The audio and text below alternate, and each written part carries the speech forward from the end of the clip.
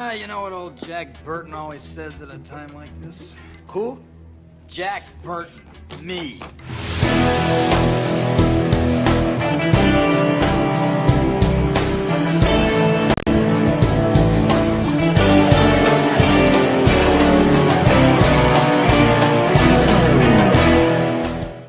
Call me Snake.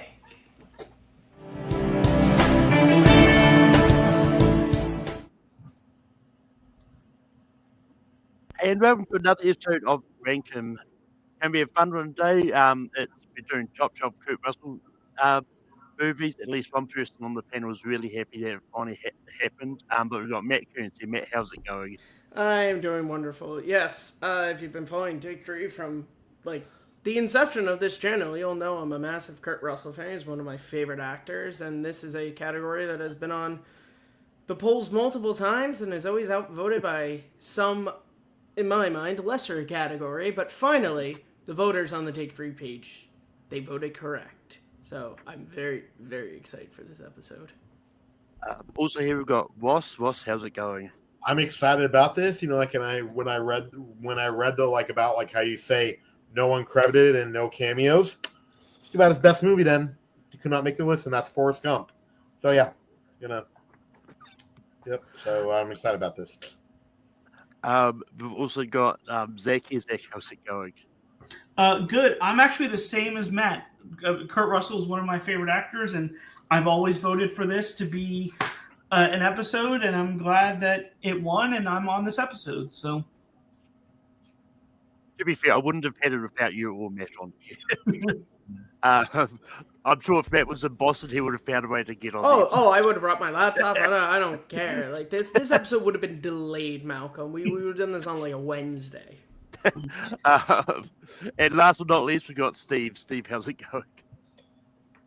It's going very well. I am a big Kurt Russell fan, going all the way back to the computer who wore tennis shoes.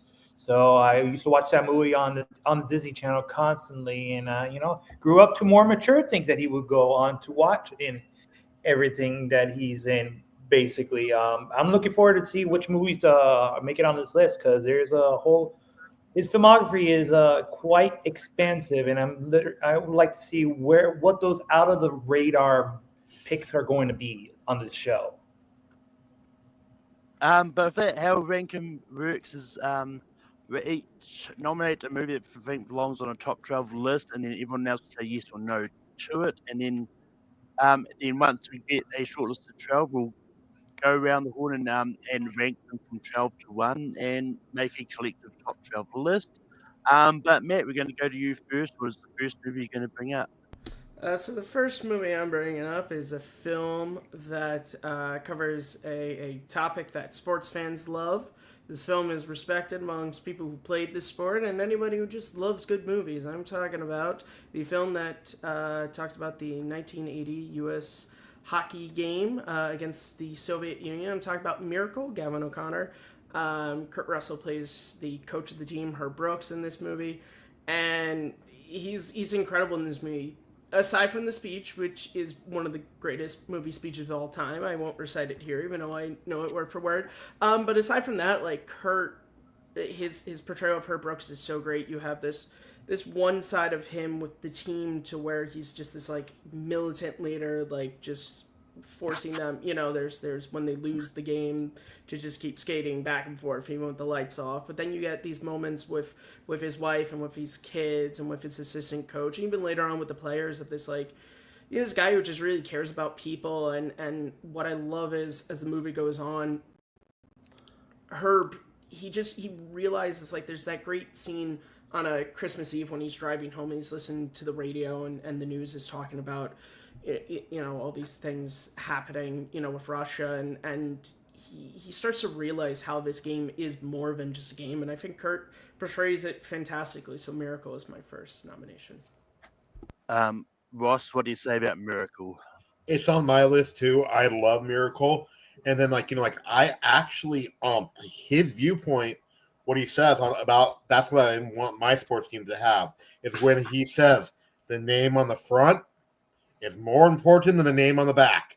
So yeah, team first, unity, yes, and then actually if it wasn't such a stacked year, I think he could have gotten nominated.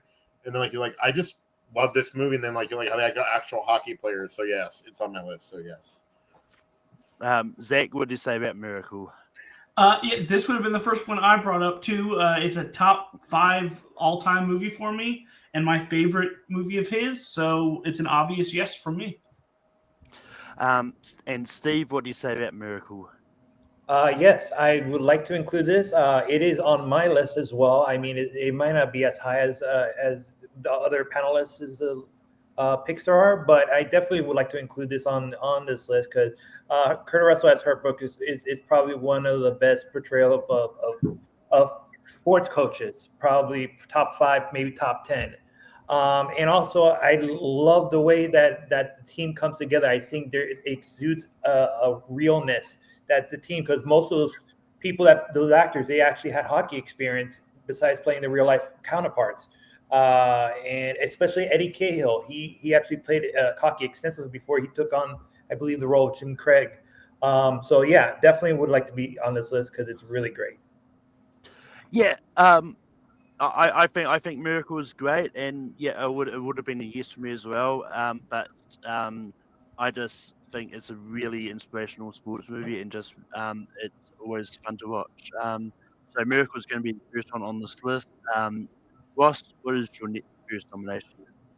Okay, I'm going to be I'm actually going in reverse order, the one I like the least I'm gonna talk about first and then slowly. But I'm gonna go with actually it's not a very good movie, but it's entertaining as hell, and that's Poseidon. The remake. It's entertaining, and plus I like how they take two of the characters from the original and they combine them into Kurt Russell. That's the Gene Hackman and Shelley Winters parts. Because how he leads them. And then, how he dies is how Shelley Winters dies. So, yeah, it's a weird because it does not seem like a Wolfgang Peterson movie, but it's actually still, I think the effects are why to watch it. The original is better, but I still like it. So, yeah, Poseidon. Of all the people to bring up Poseidon, I did not think it was going to be you, Ross, but to go to the person who I did think would have brought it up first, Zach. Zach, what do you say about Poseidon? Yeah, I mean, it's on my list. It's actually my number 3 favorite movie of his. So, yeah, it's very high on my list. I love the Poseidon Adventure, but I think this is a quality remake as well. So, yeah, I'm going to say yes. Steve, what do you say about Poseidon? No, absolutely not. I'm sorry, guys. This is literally the top. No offense. For my pick, this is probably the top bottom 3 of Kurt Russell movies. I didn't see the point. I understand, back in the day in 2006, they were remaking everything which way but loose. But you wanted to combine Gene Hackman and Shelley Winters. So what? You make them double dead. So he double dies in Poseidon. Yeah, no, I'm sorry. I do. I think I'll say no. Yeah, I mean, Poseidon was the first time I ever saw a version of Poseidon Adventure. I have since seen the original. Well, I do like the original more. I do think this version of Poseidon is still pretty good. I still enjoy it a lot. It's going to be a yes for me. Matt, what do you say about Poseidon? There is a few select movies on this list that I have to say no to simply just because I haven't seen. Poseidon's one of them. It's just I love the Poseidon Adventure. It's one of my favorite disaster films, and even though I love Kurt, there's some movies where I'm just like, you didn't need to touch that. And now that I know that they killed him off, why do I even need to waste my time? But that Poseidon is still going to make the list. Zach, we're going to go to you next. What is your first nomination?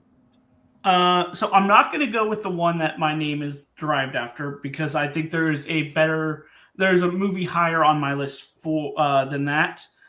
I'm going to go with the Thing.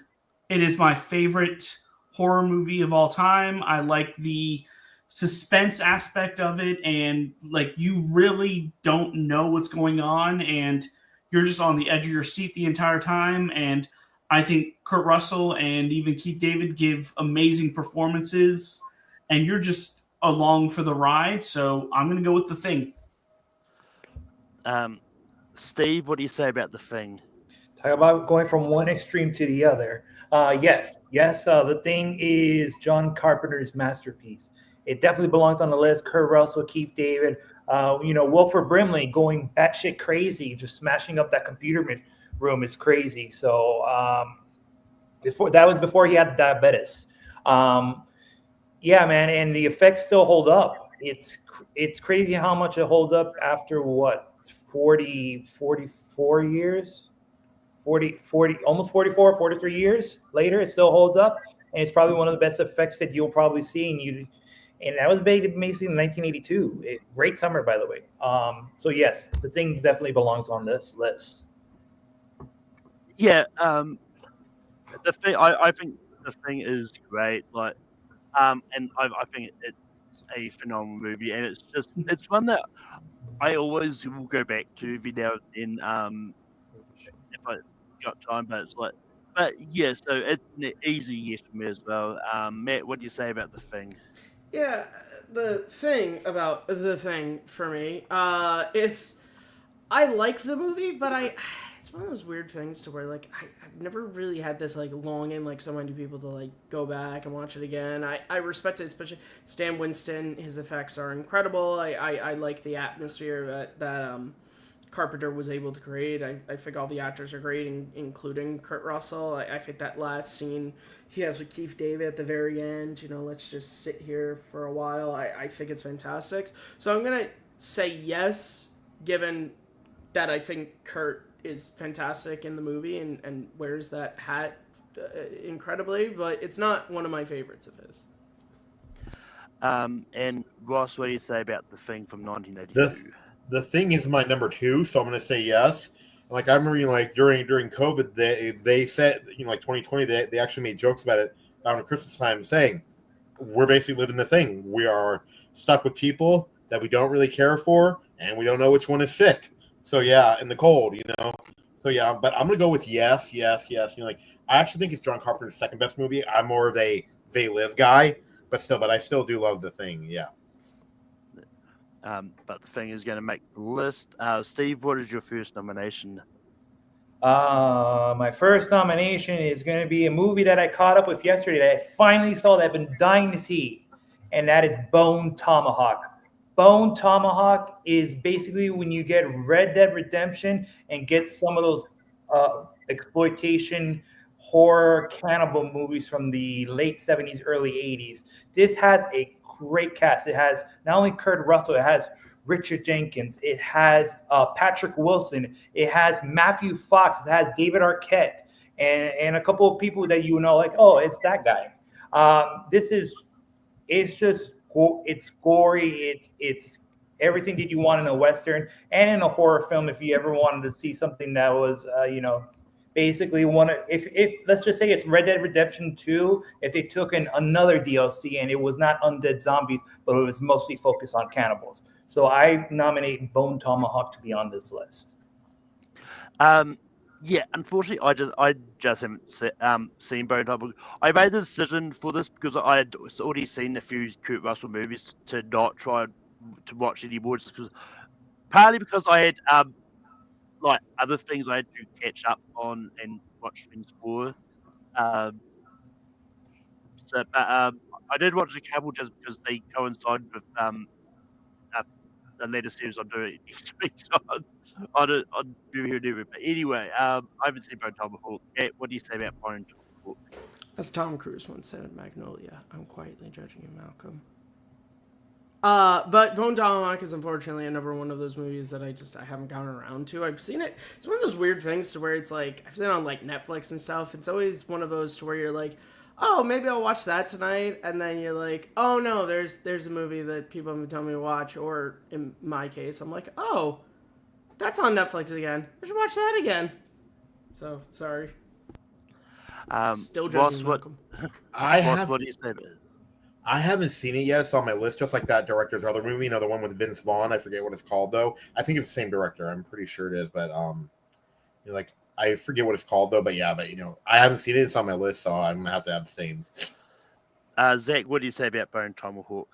And like with a lot of with the rest of them, I haven't gotten around to it. I am going to see it like in October because it's a horror movie. So unfortunately I have not seen it yet.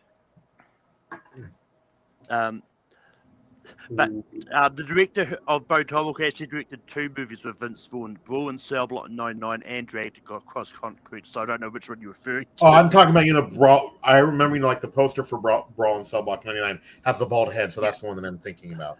Yeah. But moving on to me, I'm going to try for this one. I know this movie seems to be very all over the place with people's opinions, but Kurt Russell's Santa Claus is always a lot of fun, and I'm bringing out the first Christmas Chronicles.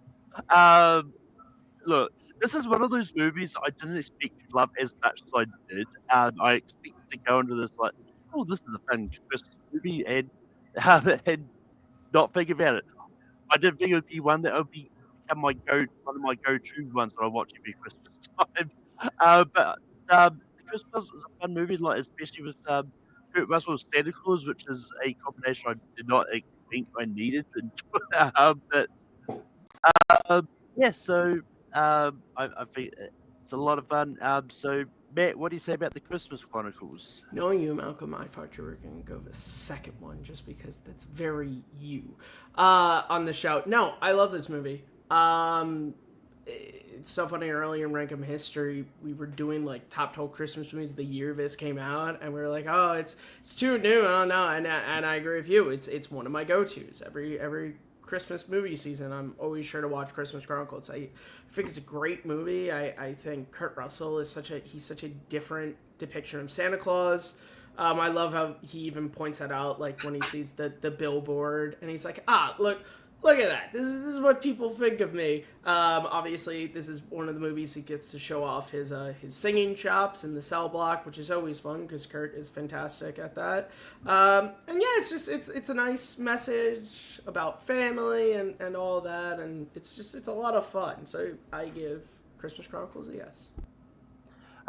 Ross, what do you say about the Christmas Chronicles? Actually, yes, it's a fun Christmas movie. It's I like the message of it too, about how you basically have to create your own magic. How Santa's just basically like a guiding force.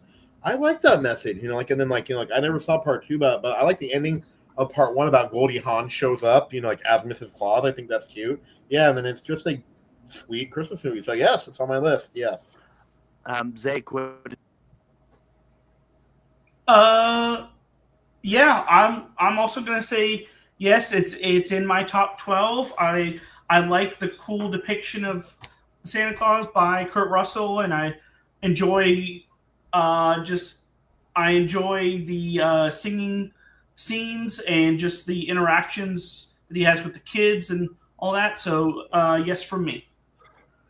And Steve, what do you say about the Christmas Chronicles? I mean, don't really got no choice about it. I would have said no because there's other picks in his filmography that I think are a little better. Now, don't get me wrong. I don't think it's a bad movie. I mean, it's way better than Poseidon, but it's okay. It's a decent, nice holiday movie, but I mean, it's just like this is going to be our 4th pick here, and we're going to have 8 more movies to pick, and I just think that Christmas Chronicles is a little bit outside my list.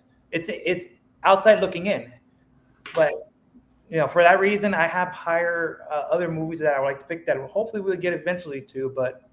I mean, either way, it's going to be on the list. So the Christmas Chronicles is going to make the list, and going to go to Matt. Matt, what is the next movie you're going to bring up? Okay, so in an attempt to avoid a Mighty Ducks situation that I tend to have on my thing, I'm going with another John Carpenter movie he did, Escape from New York, which is my favorite collaboration those two have had. Even though they've had many collaborations I love, my favorite is Escape from New York. It's one of my favorite action movies. Snake Plissken's in my top 10 favorite characters. This movie is just awesome. It's great. I love this sort of idea that in the future of 1997, Manhattan Island has become just this prison, and Snake gets sent in to try and retrieve the president in this tape.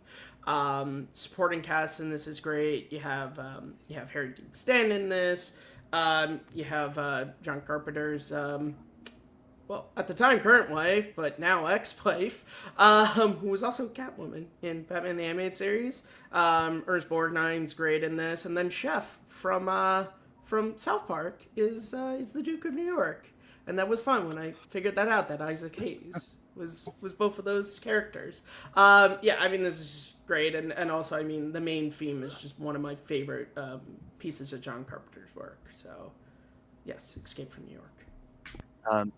Ross, what do you say about Escape from New York? I'm gonna have to abstain because I just haven't got around to that one. I will get to it, I will. I want to see it, so it's on my list. I just keep on forgetting about it. So yeah, it'll be. I want to see. So I'm gonna say I'll abstain. I'm kind of jealous that you get to watch it for the first time. I'll say that. Yeah. Zach, what do you say about Escape from New York? I've had an interesting journey with this movie because I liked it, and then up until recently, I actually liked the sequel a little bit more, just because I thought because it had some ridiculousness, and I liked that. But then I rewatched the sequel, and then Escape from New York went back up top of it. So I'm gonna say yes because it's in my list, and I do enjoy it. It's not as high on my list as others, but it's still a yes from me. Steve, what do you say about Escape from New York? Yes, absolutely yes. Now, it's for me. It's my second favorite John Carpenter, Kurt Russell joint, but it's awesome. It is basically sorry, it's kind of like where we're living right now. I mean, it's almost like John Carpenter foretold what was going to happen in 2025, or probably in a couple years from now. Just saying. Sorry to be political and everything. Lee Van, I mean, we have two of the most badass people to portray the screen: Kurt Russell and Lee Van Cleef, the blonde, the man with blue eyes and Good, Bad, the Ugly, Ernest Bernheim, Donald Pleasance. We also have cameos from Deborah Hill and Jamie Lee Curtis, who was the narrator. Jamie Lee Curtis was the narrator in the movie. So, I mean, if you're a big John Carpenter fan, you can basically pick apart all his collaborators from this movie alone. I mean, also Tom Atkins, another badass. And like you said, Matt, I mean, it has a fantastic score. And also, I'm a wrestling fan, so there's a little love in there too, because there's Ox Baker, who was a legendary wrestler from down here in Florida, from Championship Wrestling from Florida, who wrestled constantly, and he's the guy that gets the in the back of the head. So yes, if anything that has wrestling involved, it's always going to be a top pick on this list. So yes, and yes. Yeah, I'm not as high on Escape from New York as other people are. I do think it's a good movie. But it's one of those ones. It's like always do. Is like I'm not just tied to my top 12, which is what I see used to. I have I do give myself a little bit leeway. Other movies I will happily say yes to. Like, I don't think there's a movie I don't like on that I've seen of Kurt Russell, so I'll just put it at that. So, but it's still going to be a yes for me for Escape from New York. We go to Ross next. What is your next nomination? Okay, I'm actually going to be picking. I think his most underrated. I mean, underseen, because there's a difference. It's Breakdown with JT Walsh. If you guys love in the vein of Duel, and then also Joyride, but it's better. It's just like a road chase movie, and then it's 95 minutes of just straight up tension. So yes, Breakdown. Zach, what do you say about Breakdown? I'm going to make this short and sweet. I have not gotten around to it yet. I am planning on seeing it eventually, but just haven't gotten around to it. Steve, what do you say about Breakdown? To quote the X, break it down. Yeah, Malcolm gets that joke. Yeah, man. Breakdown was one of the movies I saw bits and pieces of Breakdown when it was first on pay-per-view, or when somebody had the black little cable box. You know what I mean? But jokes aside, this is a really, really good popcorn movie. This is probably one of his. I mean, Ross said it. This is probably one of his most underrated performances. of his career. I mean, he's a man just trying to figure out where his wife went after a trucker gave his wife a lift, and then he goes to the diner. He's like, "Where's my wife? Where's my wife?" And it just becomes a kind of a little bit of an elaborate, like, not elaborate plot, but just in the way that he finds out how his wife got taken and why it was, and it just turns out to be one big robbery scheme. But JT Wash as a villain is always something that I always look forward to. He, like, anytime he plays a villain, negotiator, Good Morning Vietnam, it's a little villainish, a little bit kind of. Pleasantville. Yeah. Yes. So yeah, I definitely agree. Breakdown should be on here. Yeah, unfortunately, I just haven't got around to it. I did try to find it, just couldn't find it anywhere. Matt, what do you say about Breakdown? Gotta be honest, this is the first time I've heard about this movie, but I added it to my rental list, so I'll see it at some point. Ooh. Oh yeah, too, Unfortunately, guys. For all you Americans, it right now it's actually free on Tubi. So And Pluto TV. Yeah. But unfortunately, Breakdown's not going to make this list. Zach, we go back to you for your next nomination. I'm going to go with my namesake then. I'm going to go with Big Trouble in Little China. It has so many different elements that make this movie work. It has the action. It has the cool story and the special effects. But it also is just super ridiculous and just over the top. And that's what I love about it. It's just like, it entertains you, and you're just along for the fun comedy and the action. So Big Trouble in Little China is the one I will nominate. Steve, what do you say about Big Trouble in Little China? Yes, Big Trouble in Little China definitely is it's a movie that should be included now. Not a huge fan of this movie, but I really, really like the dynamics of Kurt Russell as Jack Burton. He's just pardon the language, he's just a fucking idiot. And that's what makes it better. It makes him, because you're used to like Kurt Russell, oozing charisma, knows what he's doing in The Thing, knows what he's doing in Escape from New York, knows what he's doing in other movies. Here, he's just a jackass, an idiot, just falls into plans of world domination. Also, not bad to include Kim Cattrall, if you know what I mean. But also, this is a movie that also would inspire Ed Boon to create Mortal Kombat, because there's a couple of characters in there, Rain, Lightning, who were inspired, whose looks and name were inspired to create characters for what would become Mortal Kombat. So anytime Mortal Kombat mention is there, definitely should be included on the list. So yes, Big Trouble in Little China. Big Trouble in Little China, I think is great. It's a lot of fun. It's definitely one of those ones where there's just a lot of fun action scenes and the chase scenes and that. I'm now waiting for the Legacy sequel, Little Trouble in Big China. But Matt, what do you say about Big Trouble in Little China? You know what old Jack Byrne would say at a time like this? Yes, because Big Trouble in Little China is fantastic for all the reasons you guys said. It's a great action, great fun, and Kurt Russell, he's such a bumbling hero that it's you love following him. All he cares about is he just wants his truck back. That's it. It's all he wants. And don't tell me, act of God. But then what's great is, like, he does get these moments towards the end to where he does become more heroic. I figure the moment when they kind of trick the guy into the prison cell and he gets the knife around him, and then of course, I mean, like, he defeats Lo Pan because it's all in the reflexes, and that's great. And even at the end of the movie, I love that he's so bumbling he doesn't even know that he's supposed to get the girl because he just walks away, And it's great. And if you haven't read the same for Escape from New York, but if you haven't read the comic book series that continue both of them, they're great. And if you love both of them, read the crossover of Escape from New York and Big Trouble in Little China. It's fantastic. Seeing Jack Burton and Snake Plissken together. Didn't think it would work, but it does, and I love it so much. And Ross, what do you say about Big Trouble in Little China?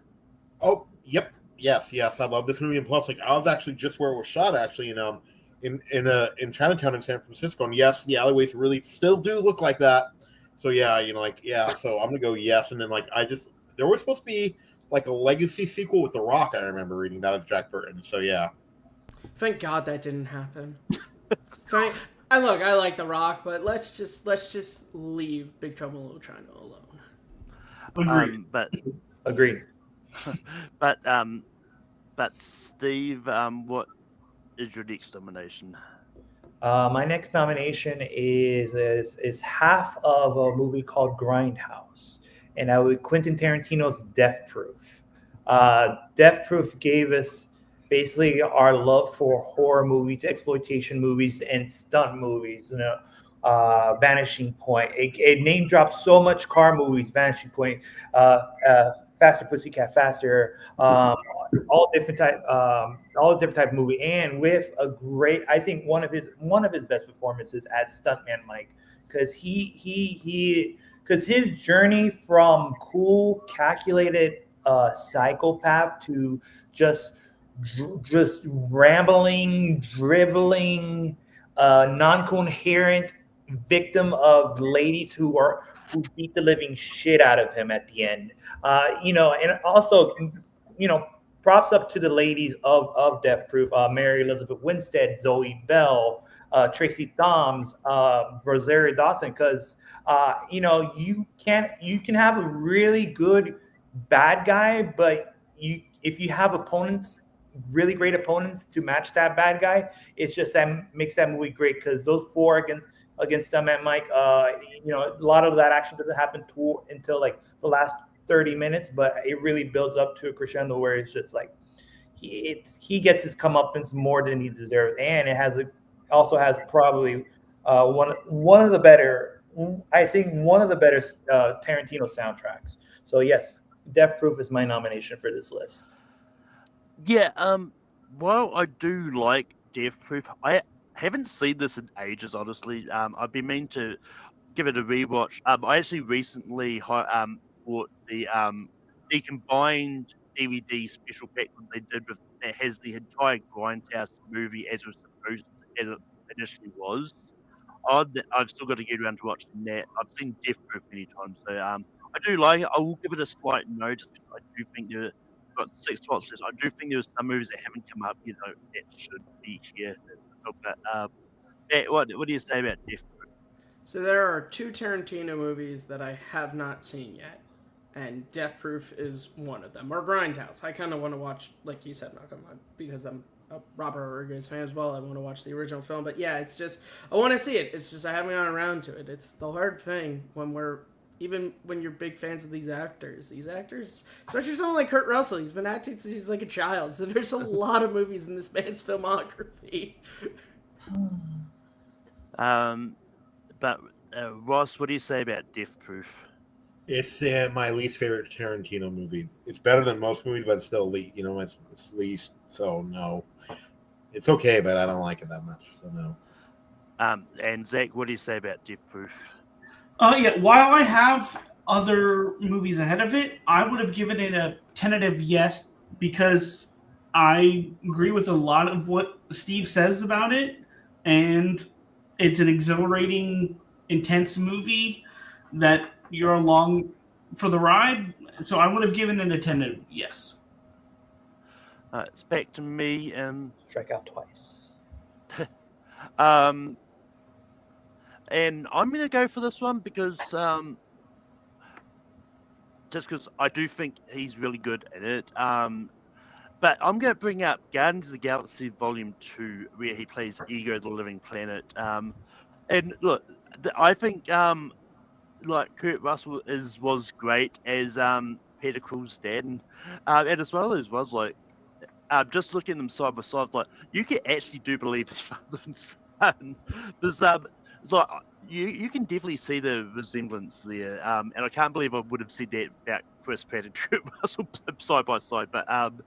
But yeah, but I think he plays a great villain in this, and especially like when he tries to get sort of Peter on his side and all that, and just like everything he does, I think he's just fantastic, and yeah, so Guardians of the Galaxy Volume 2 is on the table. Matt, what do you say? Yeah, I love this movie. This is actually my favorite of the Guardians movies, and I love Ego as a villain. He's one of my favorite MCU villains, and what I like about him is, you know, what sometimes makes a villain great is when they just think they're right. Like towards the end of the movie, when he talks to Peter about the fact of like, yeah, I knew if I went back to your mom again that I would never come back and I would lose my power, so I put that tumor in her head, and the way he delivers, like, I know that sounds bad, like that's such, you needed Kurt Russell to deliver that because it's Kurt Russell and he's so charismatic, and that's why in the first half, like when he's talking about Brandy, he's just like, where of a sailor in that song, Peter. You're like, you're buying it. You're like, yeah, he's Kurt Russell. And the de-aging looks pretty good, mostly because he looks like Snake Plissken without the eye patch, because he's got the long hair.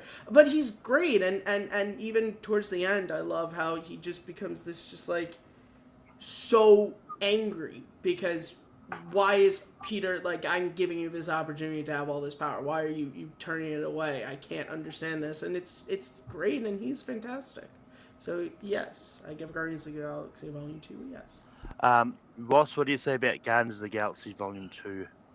I'm gonna say no, slightly, only because I think that they could have done more with him in it. Like he was great, but I felt like they could have I felt like there should have been seeds throughout. I mean in the like in the first one, tying him in, but it's a slight no, but it's on the verge, but no.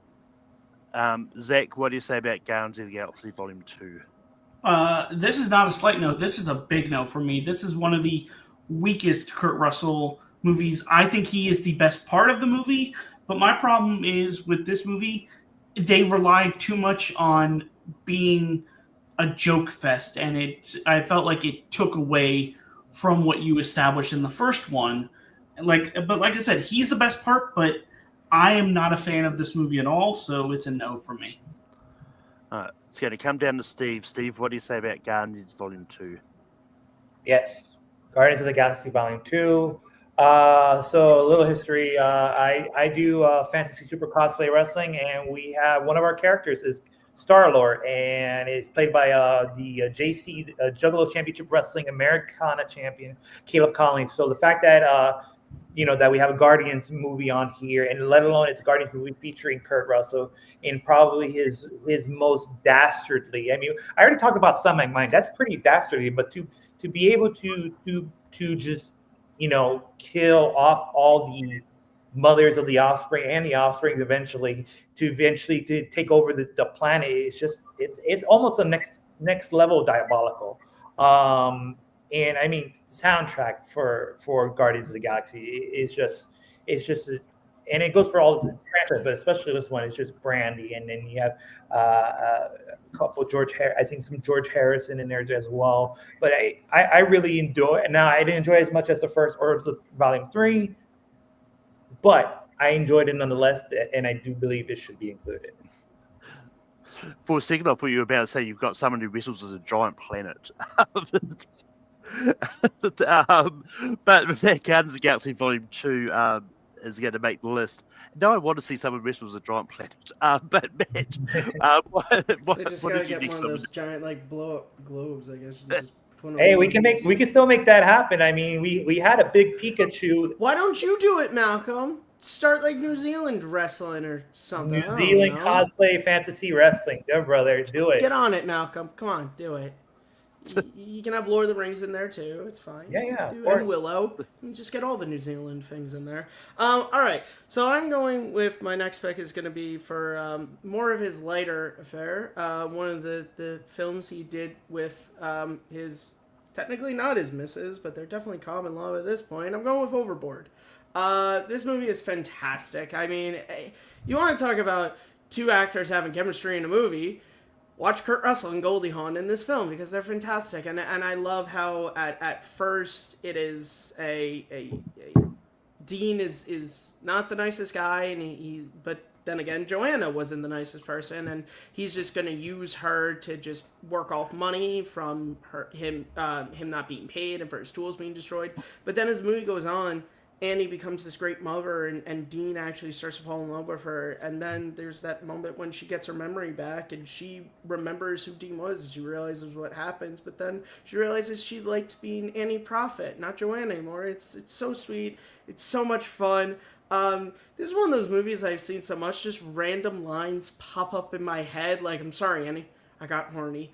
Like, it's just great. And yeah, Kurt Russell is, I think he's had a lot of great comedic performances, but Dean Prophet is certainly one of my favorites, so Overboard. Ross, what do you say about Overboard? Yes, it's on my list because like I feel like it's one of Kurt Russell's most like iconic movies.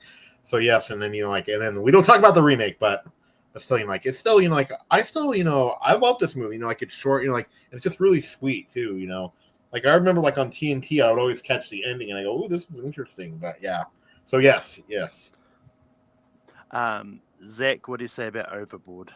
Yes, this is also on my list, and I think it's a good blend of comedy and drama. You get those good comedic moments with the two, but then, like you said, as it goes along, you get more of the dramatic side of it, and they have amazing chemistry as well. So, yes, from me. Steve, what do you say about Overboard? Despite this being a Kurt Russell movie list, I've only seen bits and pieces of Overboard, mostly the beginning, mostly end, barely anything in the middle. So as much as I've seen bits and pieces, I'm going to have to abstain because I've never seen the entire movie from top to bottom. Yeah, I finally got around to seeing Overboard earlier this year when we did 80s rom-coms. Yeah, I think Overboard is good, and I do like it, yeah, so I'm gonna say yes. Malcolm, I've talked about being my favorite rom-com every time we did a late night episode about rom-coms about Valentine's, and it took you until this year doing a rank-up episode to finally watch it. And to think I rewatched The Lord of the Rings for you. But Malcolm's like, I don't know where to go from here. You left him speechless. But that Overboard. Well, I mean, I had other things to watch for other things. So, but that Overboard is going to make the list, and we go to Ross. What's your next nomination? Okay, my next one, if we do not have this on the list, people are going to riot on the poll. And that is I'll Always Be Your Huckleberry. Tombstone. Might be his best movie. Maybe. I love this movie. And then, I love the stuff with him and Dana Delaney. And then, I just love, and I met one of the stars, Michael Biehn. So, yeah, but, it's so good. There's so many quotable lines. It's, it's probably my favorite Western. So, yeah, Tombstone. Zach, what do you say about Tombstone? I mean, if Ross wasn't going to bring it up, I was going to bring it up because that was going to be the next one on the list. I think it's a great Western, and you have great performances. Especially from Sam Neill and Bill Paxton, right? Paxton. Well, it's Sam Elliott. Sam Elliott. Sam Elliott, sorry. Yeah. Sam Elliott. You got the right Bill, you got the wrong Sam. Okay, sorry. Yeah, there's too many Sams. So, too many Sams, too many Bills. Yeah, and also Val Kilmer, an amazing performance. So, it's a definite yes from me. Steve, what do you say about Tombstone? Now, I have not seen this movie for a while, but from the first impression, I really enjoyed this Western. Let me just tell you how much I like it. I'm going to read the list. So we got Kurt Russell, we got Val Kilmer, we got Sam Elliott, Bill Paxton, Powers Booth, Michael Biehn, Charlton Heston, Jason Priestley, Stephen Lang, Thomas Haven Church, Billy Bob. We got a Billy Bob in here, a Billy Bob Thornton appearance there, and Harry Carey Jr. I believe Harry Carey Jr. is also one of those actors that appear in westerns. He's one of those side characters, like, oh, that's that guy that kind of talks a little funny. So yeah, from my first time I've ever watched it, I really enjoyed it, especially with rewatching bits and pieces of it from This Is Val, from the Val documentary, when he went to do that little festival that they did. So it was pretty good to rewatch that through his prism, through his experience of like how everybody appreciates the movie and appreciates his performance. When you just realize that like almost a decade and a half later. So yes, I believe Tombstone should be included here. Yeah, talking about movies, I only watched the first one this year. Tombstone is another one that I'm pretty sure Matt's probably going to tell me he's talked about a lot.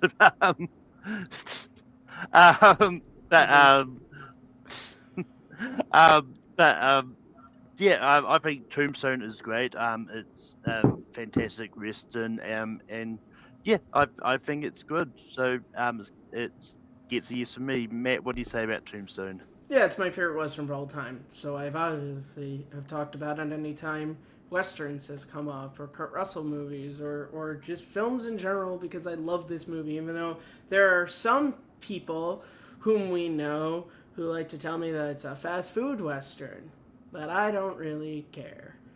Yeah, this movie is great, even if people misquote that line. But we don't need to get into that now. But Kurt's fantastic in it, and I love Wyatt's whole story of like he was this great, marshal, but he's done with that. He feels like he's put his years of service in, and now he wants to make some money, and at first he is, and it seems like it's working, but then obviously right before the shootout at the OK Corral, he gets deputized, and then once some tragedy strikes, he becomes a marshal again, and one of the best scenes in the movie. You tell him, "Hell's coming with me." You hear, "Hell's coming with me." It's great, yeah, and yeah, I love it. So yeah, Tombstone gets a yes. If that Tombstone is going to make the list, Zach, we go to you for your next nomination. Okay, this one, I don't know how it's going to go over, but I'm still going to throw it out there because it's actually a movie I rewatched at the very end of last year, and it actually made it better as a rewatch. Tango and Cash is the one I'm going to be bringing up. Now, again, we've seen the story multiple times of different cops from different sides of the aisle having to come together, but I enjoyed this movie. I liked the action, and while him and Sylvester Stallone are really good in their individual roles, I also like the chemistry between them. So I don't know how it's going to go, but I'm going to bring up Tango and Cash. Steve, what do you say about Tango and Cash? Ladies and gentlemen of the jury, I'm gonna have to break the news to you that I'm gonna have unfortunately abstained from this conversation because I have never seen Tango and Cash. Thank you and good night. I mean, for the longest time, I've always got this confused with Turner and Hooch for some weird reason. I also haven't seen Tango and Cash. But Matt, what do you say about Tango and Cash? I don't know if I've ever heard about this movie before. I can't tell if I've ever seen it before. No, of course, obviously, I love Tango and Cash. It's one of my favorite action movies of all time. Yeah, it's the buddy cop formula. Yeah, it came out 2 years after Lethal Weapon, and was just Warner Brothers trying to just be like, can we make more money out of this concept? And they kind of did, except they never made a sequel. I don't know why. It's great. Yeah, you have Sylvester Stallone playing Ray Tango and Kurt Russell playing Gabriel Cash. Yes, I'm that crazy person who I know their names and who plays them. I like the concept of these two great LA cops in different departments, and on both of their ends, they're messing up the bad guy's plans. So he decides, I'm gonna frame them, and they have to work together even though they hate each other and they can't be more opposites. Tango is he's this rich, like, stocks dude who's basically just being a cop because it's fun to him. And then you have, on the other end, you have Cash, who, like, this is all he has in his entire life. If he was not a cop, like, he would be nothing.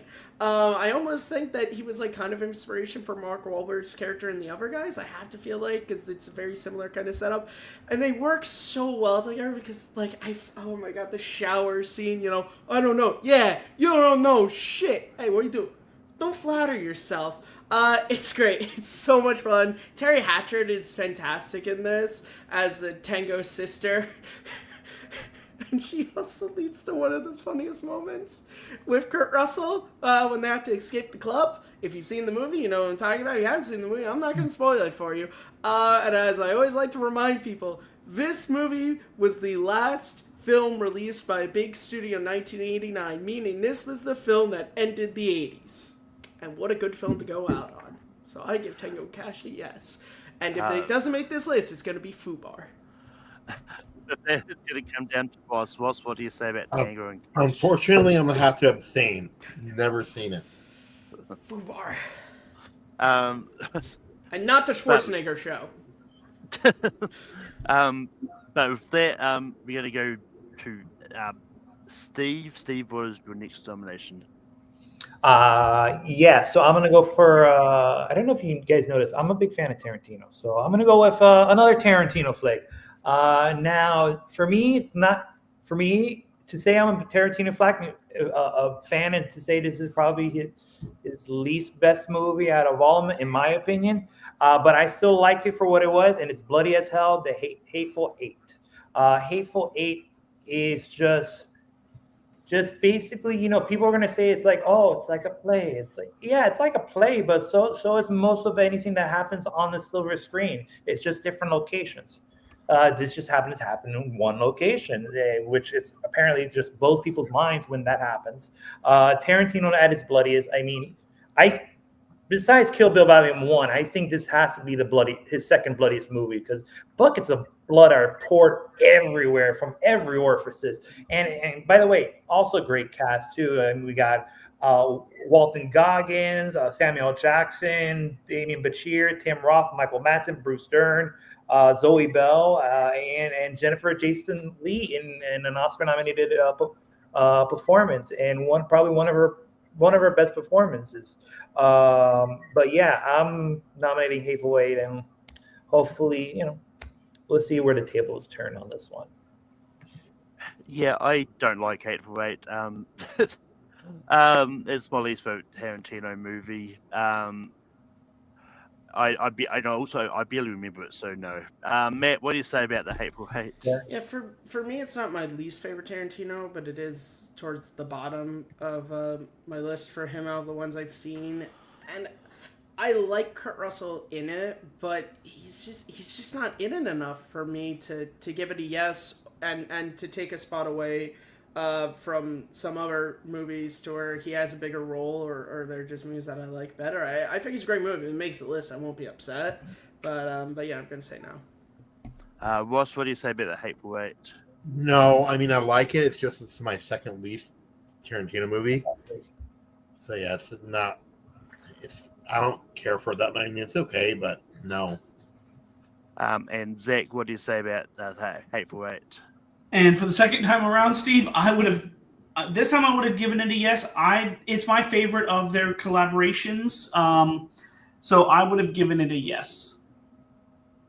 You got brownie points, sir. I got 3 spots left. It's back down to me. There's one I want to bring up.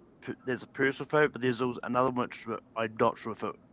I'm gonna try for my personal favorite. I'm gonna try and get this out of the way. I'm gonna bring up Stargate. Like those that know me know I'm a big fan of Stargate SG-1. And this movie, it's one that I go back to watch a lot of times. I love the Stargate movie. I think Kurt Russell's great in it, and yeah, it's just one of those fascinating like science fiction movies. I think I will always go back to it.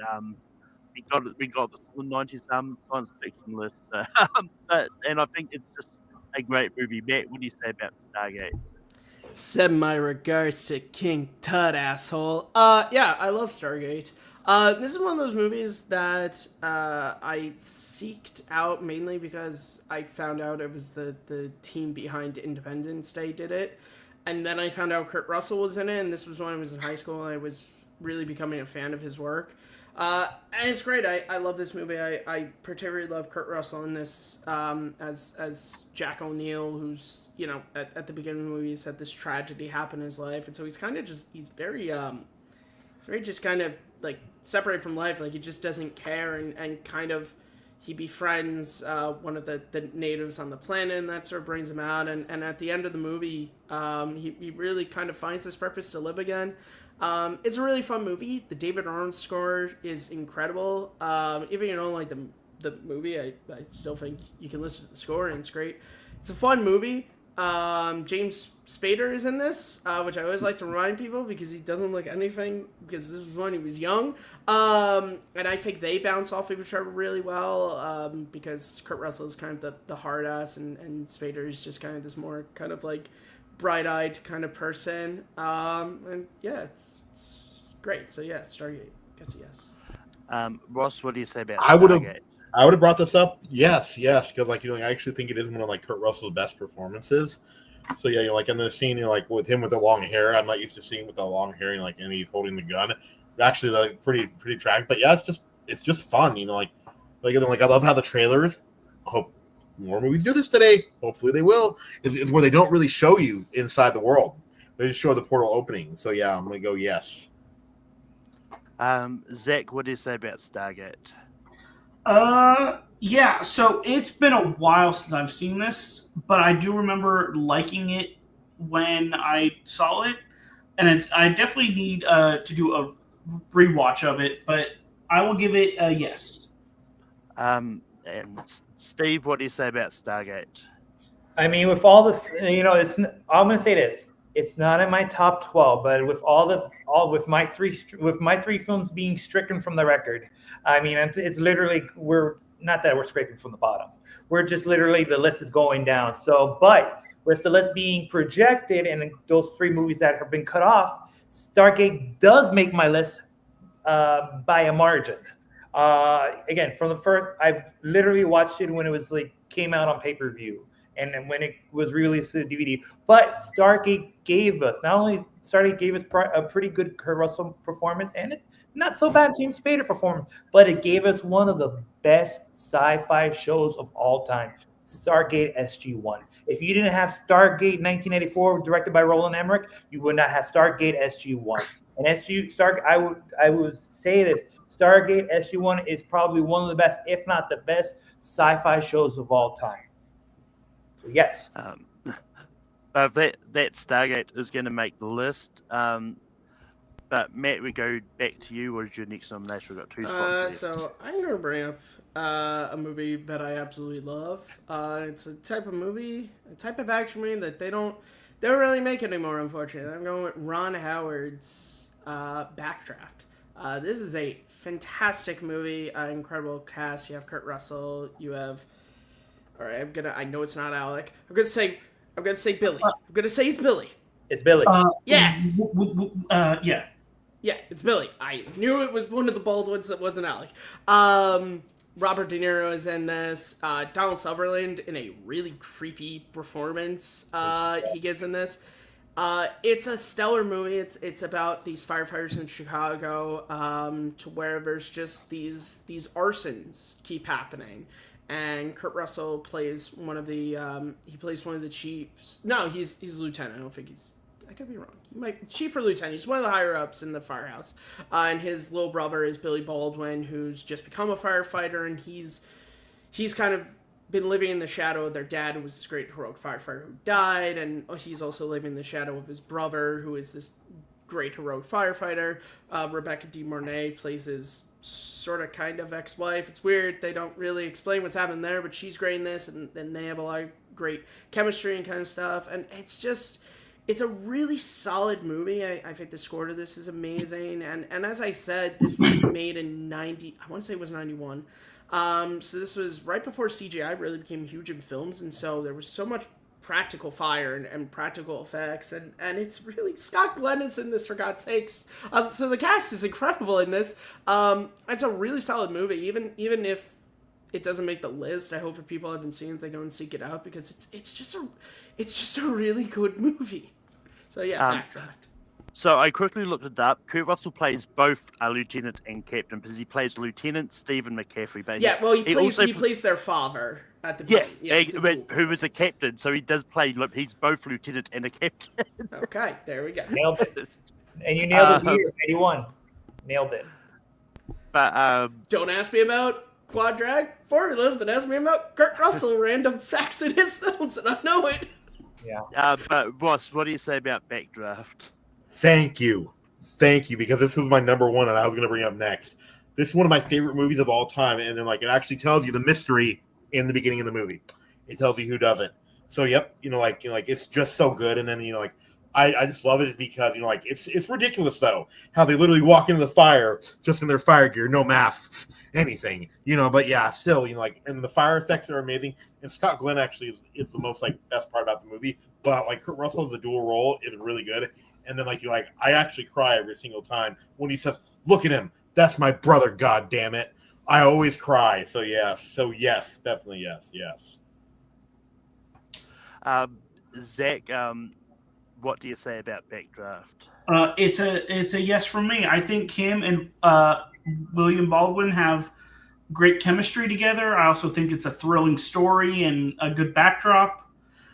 It's not there are things that I'm not a fan of in the movie, but for the most part, I do really like it. So it's getting a yes from me. Steve, what do you say about Backdraft? Ladies and gentlemen of the jury, I'm also going to have to refrain from this talk of the Backdraft of the 1981 Backdraft Ron Howard film. I have not seen it. Thank you. Funny enough, this was one of the ones I actually watched for this, and this was the one I was referring to when I said like either bring a personal favorite or one that will probably be brought up later anyway if I don't bring it up. But yeah, I think Backdraft is great. And look, if you were to tell me that this was a Ron Howard movie, I would have said you're crazy because it does not feel like a Ron Howard movie. This is Ron Howard doing everything exciting. The hell? Well, yeah, because Ron Howard tends to do more like personal, like kind of, a Paul 13. Yeah, but he's doing another one. He's doing another firefighter movie. Did you know that? What's the other one he did? He's doing a movie called Eden that's coming out. Is Kurt Russell in it? No, but it's going to be Glenn Powell. Whoa, Glenn Powell. Why did you say that as if Glenn Powell is on the same level as Kurt Russell? Come on, Ross. But anyway, maybe in a couple but anyway, Backdraft is going to make the list. And Ross, we're going to go back to you next. What is your next? Let's see now that Backdraft was taken. Let me look at my list just to make sure. Okay, I'm going to go with the Disney movie, another Disney movie that that's like developed a cult following. And I'll give you a hint. One of the bad guys' names is War and Peace. So yes, Sky High. Sky High is actually really fun, and then I love Kurt Russell because he knows that he's in something that's ridiculous, but it's still fun, And like Michael Arengaro is really good, so yes, I'm gonna go Sky High. Zach, what do you say about Sky High? Yeah, it's on my list. It's not like in the top 12, but it's in that next grouping of movies. So I like the superhero aspect of it. I like the coming of age aspect, and I think it has some unique characters. So yes from me. Steve, what do you say about Sky High? Absolutely. This is an under. I think Ross nailed it. Where it is a movie that's gained a lot of cult following. But even back in the day, I thought it was an underrated gem. This movie did Fantastic Four better than Fantastic Four 2005. This was the best Fantastic Four movie to come out since First Steps. Because in my opinion, I didn't like Tim Story and all that stuff. But moving on. You have freaking Bruce Campbell, Bruce the Chin Campbell as the coach, and Linda Carter as the principal. Wonder Woman as the principal. Just genius casting. And you have Mary Elizabeth Winstead, Kurt Russell, Kelly Preston. Kevin Heffernan from Broken Lizard. I always love when Kevin Heffernan is in a movie, let alone a PG movie. I would never think he'd be in a person from Broken Lizard being in a PG kids movie. Who would have thought? Yes, I agree. Sky High should be on this list. Yeah. Weirdly enough, this is one of those movies that, for whatever, I look, I love the movie. I'm saying yes, but it's also one of those ones that if it didn't make the list, I think there'll be a lot of people upset in the comment in the chat. There's a lot of people, especially in this community, love Sky High a lot. And but yeah, it is a really good like kids movie. That I've seen multiple times. So yeah, it's a yes for me. Matt, what do you say about Sky High? Yeah, well, people like it because it's a good movie, and people in this Yeah. community like good movies. Yeah, I love this movie. This is a movie that I grew up on, and I would watch it all the time on Disney Channel. I love Kurt Russell in this as the commander. I think it's great that they casted him because there is that sort of like tipping of the hat of like he was the young teenager in all these Disney movies in the 60s and 70s, and now here he is as the adult. I think he plays the commander really well. It's like he's in this world they create to where like they literally like separate you between hero and sidekick. So obviously he's just had this smoke blowing up his ass for so long that he kind of has a swelled head. But like when Will doesn't seem to have powers and he's like Kevin Preston is like, I mean, what do we do? Drop him in vat of acid? And he's like, where would we even find vat? She's like, Steve is like, I'm not saying we're gonna do that. My boy has super strength. How can I be mad? Royal Pain is a girl. It's great. He's fantastic in it. So yeah, Sky High definitely would got a yes for me. And no, I have never forgiven Disney for the fact that everybody signed a contract saying that the movie worked, they would have done a television show, but the movie didn't work well enough, so they didn't do that television show, and that sucks. And the last line I want to say is, Sonic Boom, more like gym teacher. But with that, Sky High is going to make this list, and just one of those ones. Looking at the list, like it shows off Kurt Russell's range perfectly. Like there's stuff from every aspect he's done. He's a very like he's a very an actor that can kind of do it all basically. Like he really can. He could sing, he could dance, he could do comedy, action. It's the reason why he's Kurt Russell. But with that, that brings us to the end of the list. Zach, what are some honorable mentions that you had? Yeah, I wrote these down. Escape from LA, Executive Decision, Furious 7, Dark Blue, and Used Cars. Steve, what are some honorable mentions that you had? I would also say Silkwood. That's a Meryl Streep, Mike Nichols movie that he has a co-star in. Furious 7. I think that's about it. Honestly, after that, it's kind of just dips. Or I haven't seen a lot of Kurt Russell movies. Like I have abstained from 2 or 3 of them. Yeah, I mean, for me, one of the ones that I was considering bringing up, but then I was sort of like, I'm almost certain he's classified as a cameo, even though they don't have it listed as a cameo on Wikipedia. But it's Once Upon a Time in Hollywood. Like I do like, but that's one of those. He has one scene and he has 2 voiceovers at the beginning and the end. Yeah, he's great in it. As I said, I wasn't. As I said, I didn't bring it up for that reason, but another one that I watched for the first time for this Unlawful Entry, I think is pretty solid. And funny enough, I actually prefer Fate of the Furious over Furious 7, so I might have brought that up. And just for his only animated role, I think Fox of the Hound, I think is a pretty solid animated movie. He did a movie this year, Malcolm, a voice animated role this year. Remember? No one was ever going to bring up Smurfs. Also, he's basically a cameo in that. Like he is literally in a really small part of that movie. And yes, I did watch Smurfs this year because I wanted to see if it was really that bad. And spoiler alert, it is. Matt, what are some honorable mentions that you had? Yeah, it's funny. I just watched Once Upon a Time in Hollywood last week, so now I'm just thinking about like I will handle this, Janet. He's great in that. So I honestly only had two on my list that didn't get mentioned. Executive Decision, which I really like. Out of all the sort of Die Hard kind of clones to the 90s, that's a really good one. I really like him in it. And then the other one was Swing Shift. Which is the movie where he re-met Goldie Hawn. It's a really good movie. He's really good in it. It's about a plant during World War II to where basically women have to take over the jobs from the men who went to war. And Kurt Russell plays a character who has a leg injury, so he stays behind to be the foreman.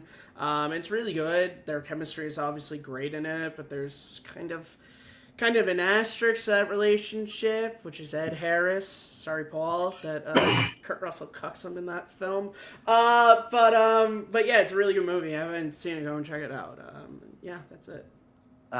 And what was some honorable mentions you had? Executive Decision, and then I only have two really, and the three actually. That Decision, Once Upon a Time in Hollywood, and then The Best of Times. Malcolm, I'm surprised you didn't bring up a single one of his Disney movies. I thought we were going to get the computer wore tennis shoes from you.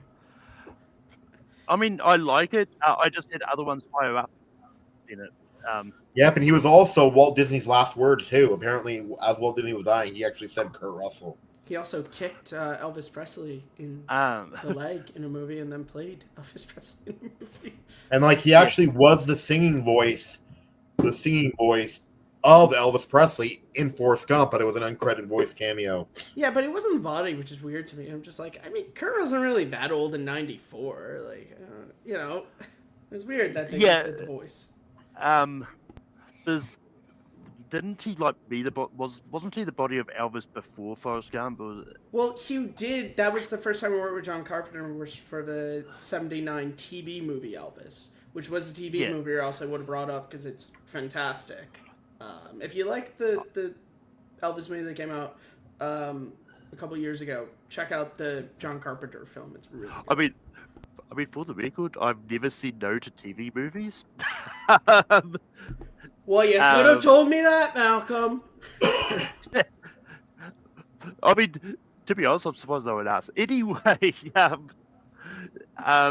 but a couple that came up in the chat that haven't been mentioned. Leo brings up Tequila Sunrise. Brian brought up The Art of Steel. Leo brought up Vanilla Sky, Captain Ron, Soldier, Swing Shift. Dreamer, based on a true story, Brian put up. That's a very long title. 3,000 Miles to Graceland, The Mean Season, and then the other ones were already mentioned. Fox and the Hound also too. Yeah, no, I mentioned that. Oh. Yeah. Hey, Zach, didn't you watch the Best of Times for this? I did. I was not a fan of it, so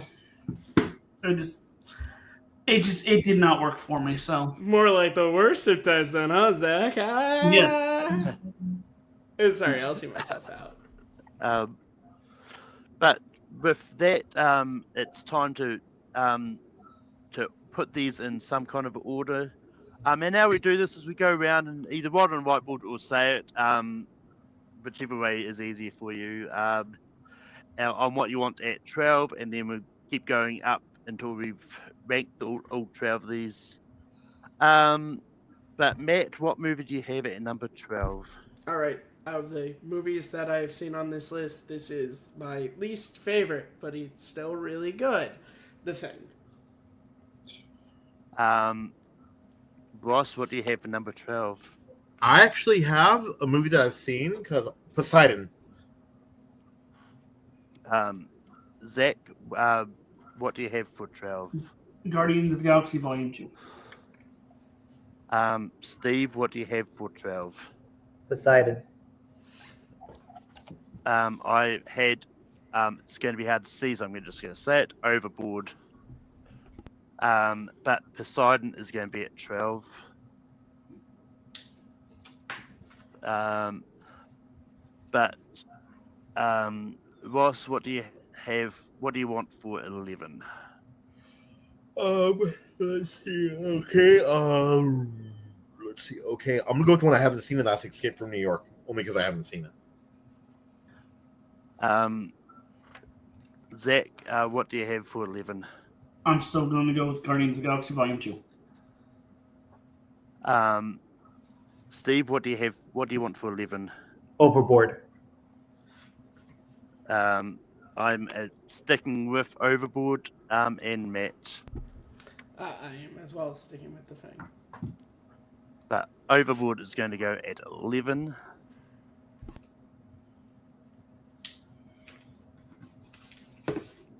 And I don't know why I'm making a point of putting the years for these because He wasn't in the remake, so. Yeah, it's still just Also, there habit. wasn't a remake of it anyway. But Zach, what do you want for number 10? Guardians of the Galaxy. Steve. Guardians of the Galaxy Volume 2. I'm going to go Escape from New York. Matt. The Thing. And Ross. Guardians of the Galaxy Volume 2. Guardians of the Galaxy Volume 2 is going to be at 10. Episode 2017, Malcolm, just in case you forgot. Well, I mean, I'm being a jerk. I'm sorry, Malcolm. That's not after you for a joke. well, to be fair, People might be tuning into this who have never really watched the show before and don't like. I've known Malcolm for like almost 10 years, so that's I'm sorry if you don't. I just like to bust balls with my friends. But Steve, what do you want at number 9? Tango and Cash. I'm going Escape from New York. Wait, hold on. Tango and Cash did not make the list. Did it? Yeah, that's right. My bad. Make the list. My bad. That's on me. Sorry. Backdraft. I'm going Escape from New York. Matt. And I'm going It's all The good. Thing. What happened? Ross. Escape from New York. And Zach. Stargate. But Escape from New York is going to be at 9. Jesus. This is my Wrath of Khan, Malcolm. Again! Ross, I don't blame you. Malcolm, we'll have a talk.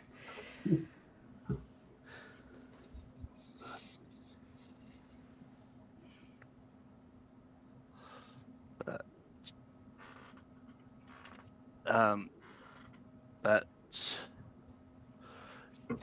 You're gonna have to change your board here, Malcolm. well, obviously, Malcolm has a hard time doing this. So do I. it's more of a case of trying to balance everything. I know, I'm just taking a piss out of it. But yeah, I'm going Miracle at 8. Matt. The Thing.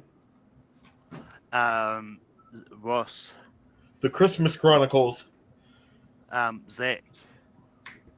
Stargate. And Steve. Stargate.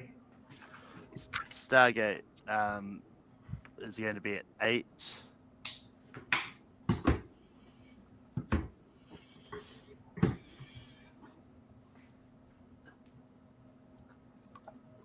But that would have been my number 1 personally, but it is what it is.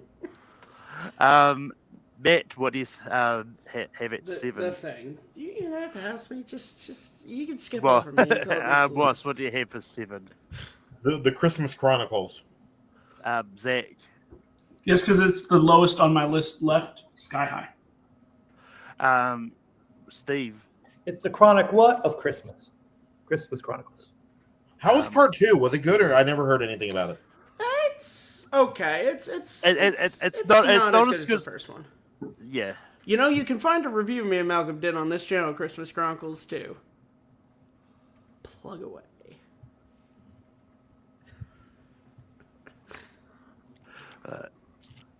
It's worth a watch. I'll say that. It's worth a watch if you like the first one. All right. Ross, what do you want for 6? Sky High. Zach, Sky High. Steve, Sky High. Miracle, Matt, The Thing.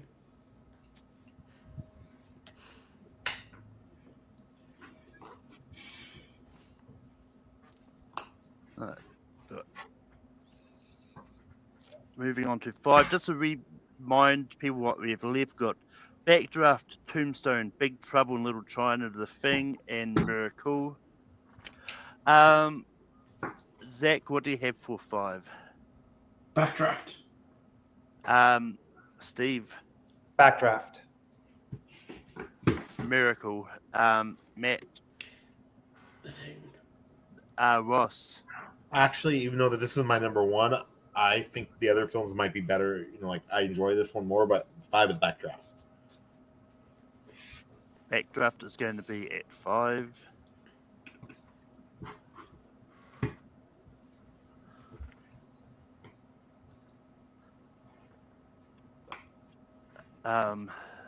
Steve, what do you have it for? Miracle. Miracle, Matt, The Thing. Ross, Big Trouble in Little China. Zach, Tombstone. but Miracle is going to be at 4. That's his best performance. But, all right. Hey, top 5. It fared better than Escape from New York. Oh, that makes me feel better. A little bit? Just a little bit? No, not really. I'll try to introduce some optimism in this panel, brother. It's okay. It's fine. Trust me, I was there too. I had a number 3. I was like, oh, fuck. Malcolm, what's your number 1? I'm just wondering.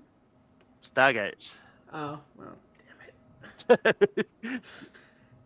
What's your number 2? But I'm for number 3. I'm voting for Big Trouble in Little China. But Matt, The Thing. Ross, Big Trouble in Little China. Zach, Tombstone. and Steve. Tombstone. So, Matt, Tombstone or Big Trouble in Little China at 3? All right. Big Trouble in Little China. So is that your number 3? Yeah. No. So between so I had to pick because it was a tie. And but I'm saying is that the one? Big Trouble in Little China. Yeah, that's my pick. Okay. That's the one I'm saying. Yeah. Yeah. So Tombstone is still in play. Yeah.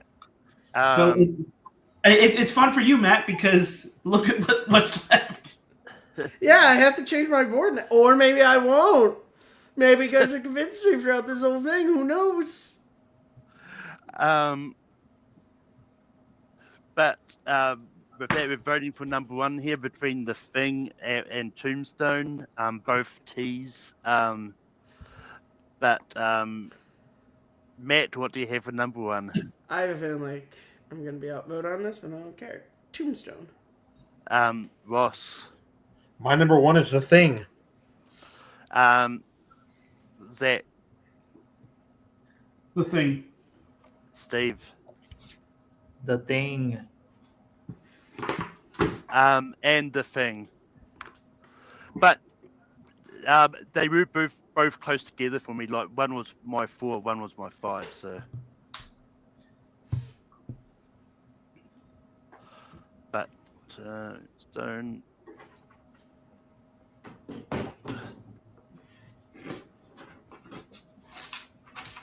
But with that, to recap our top 12 Kurt Russell movies, at number 12 we've got Poseidon. At 11 we've got Overboard. At 10 we've got Guardians of the Galaxy Volume 2.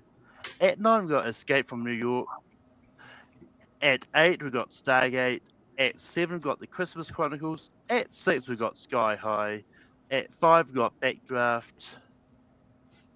At 4, we got Miracle. At 3, we got Big Trouble in Little China. At 2, we got Tombstone. And number 1, we caught The Thing. But with that is the end of ranking for this week. Next week, we're going over to the Coen Brothers and doing a top 12 Coen Brothers movies, so it should be a lot of fun. Matt, where can people find you online?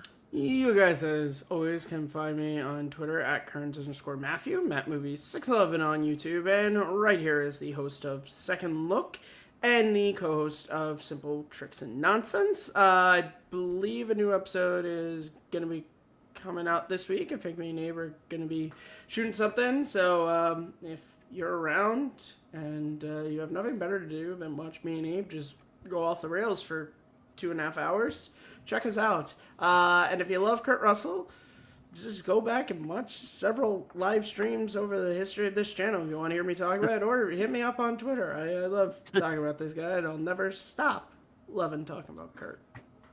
And Malcolm, you and I are going to have a conversation now. But Ross, we can be for you online. Just find me right now on the on Ross Bristow, my YouTube channel, working on that. So yeah, just excited for like be on this more. So yeah. Zach, where can people find you online? Yeah, you can find me on Letterboxd and YouTube at MovieFanZ, where I try to upload a new movie review every day or every other day. But thanks for having me. Steve, where can people find you online? Well, they can find me on Letterboxd at Cinematic85. They can find me on Mesa Media One on YouTube, X, Facebook. They can find me on Instagram at smesa85. I do a lot of videos, wrestling videos, movie videos, any type of videos you want a tribute video, reel of Kurt Russell. Hey, Matt, you want a video of Kurt Russell? I could put that together in under 5 days with a minute of video of all of his career. Just check me on the inbox there. Send a little fee, just a little fine fee, but you can check it out, and I can have a great turnaround rate. Thanks, Matt, for having me. And you can find me on Taffy Productions hosting ranking every week. We can be top shelf Coen Brothers movies. You can also find me on my own personal channel hosting Spear from the Past each week. Tomorrow I'll have Jacob Barber on to talk about Cyber Sunday from 2006. And you can also find me popping up on the Movie Hero Network. I'll be on there all this week for the latter series from 92, which will have a couple of Kurt Russell movies throughout those brackets. And yeah, but until next time, have fun watching movies. And just because I don't know if I ever get a chance to play this intro again, I'm going to play it again as the outro. You know what old Jack Burton always says at a time like this? Who? Jack Burton. Me.